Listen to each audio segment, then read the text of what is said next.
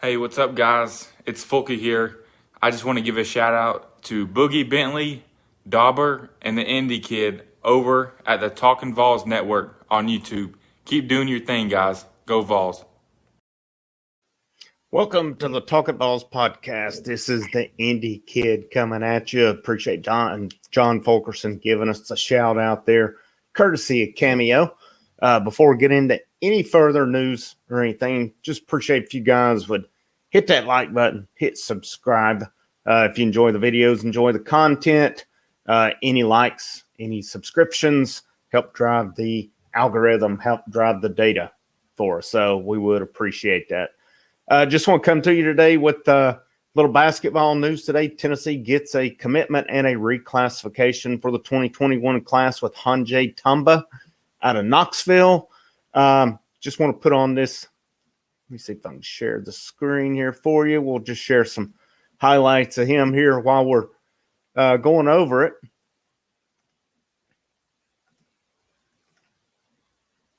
Here we go. All right. Tamba reclassifies to the 2021 class. He was previously 2022.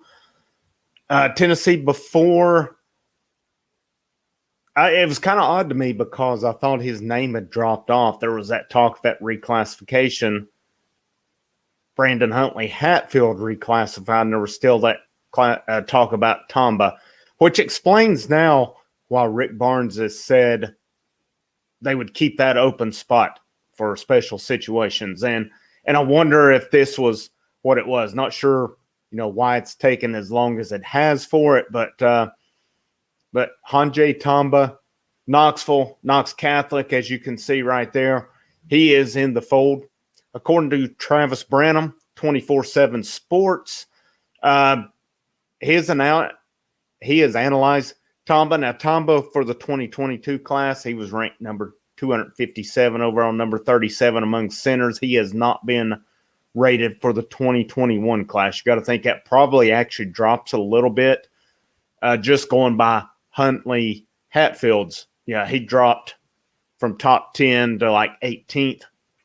Tennessee it did help them move up to the number 2 class overall for 2021. This is a stellar class. We'll see how that turns out on the floor. According to Travis Branham, 24/7 Sports, he says Tamba has great size and long arms with a strong frame that will continue to fill out. Plays hard. He competes especially on the defensive end of the floor. He's active on the glass and contests shots at the rim. Offensively, he is raw but can run the floor and scrap and clean up off of the glass. Now, that's Jerry Meyer, 24/7 Sports analyst. In his report, he projects Tamba as a starter at Power 5 level. He has plus length for a center as a 7-footer. Solid athlete, plays with an exceptional motor, seeks the ball off the glass, and runs the floor well with no mental hesitation in transitioning. Limited offensively, raw and mechanical, does have a right-handed jump hook with potential to be a reliable weapon. We see that some within these highlights of him as well. Now, I know his coach had said that he is raw. He basically said the same thing that Branham and Meyer said. He is raw, but said that Tamba, this was the coach I saw from his Bobby Mays Elite AAU team, said that he is soft with the ball, said he has hit some three-pointers. He doesn't shoot many of them, but said Tamba's only been playing basketball for 5 years and feels he's a real nice project for Tennessee and can really help them out down the line as well right there. So I'm excited to see what he does. I think based on this class, you got to think I would think that he's a candidate to redshirt, but we'll see where he goes. And right here, Brett Patterson, he's the coach of Bobby Mays Elite AAU. He said to the floor, he's a fantastic competitor. He has great size. He's got a wingspan about 7'6". And he's only been playing for about 5 years, so he has tremendous upside. He's super smart. He's a National Honor Society student. He's got over a 4.0 grade point average.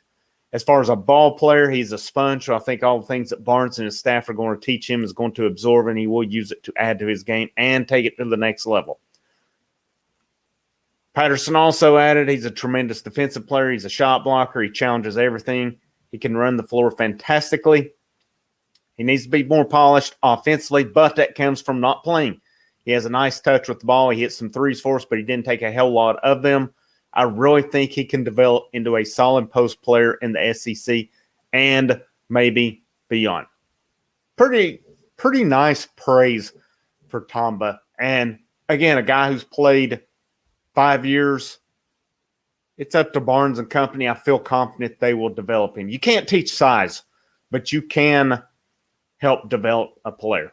Tamba's the 7th edition of the 2021 class. Of course, he's joined by Kennedy Chandler, Brandon Huntley Hatfield, who did reclassify from 2022 to 2021, Jonas Adu, Jamai Mashak, Quentin Jabonje, and Justin Powell, who transferred from Auburn right there. So that is a nice class. They've done a really good job transforming this roster. And I know for a fact Tennessee was out recruiting.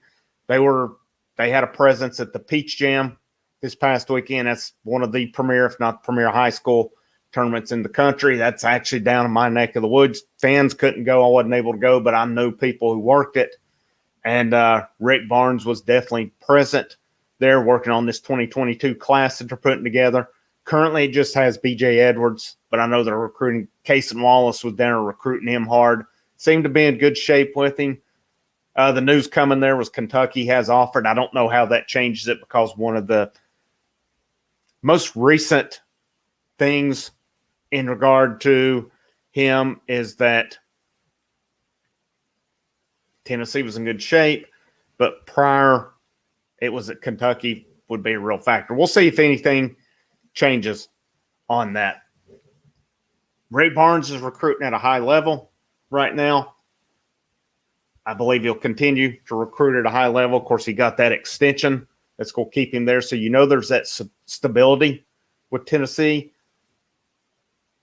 Their assistants are developing coaches. Again, you had 2 coaches who left for head coaching jobs. You brought in 2 very capable recruiters and developers of talent. And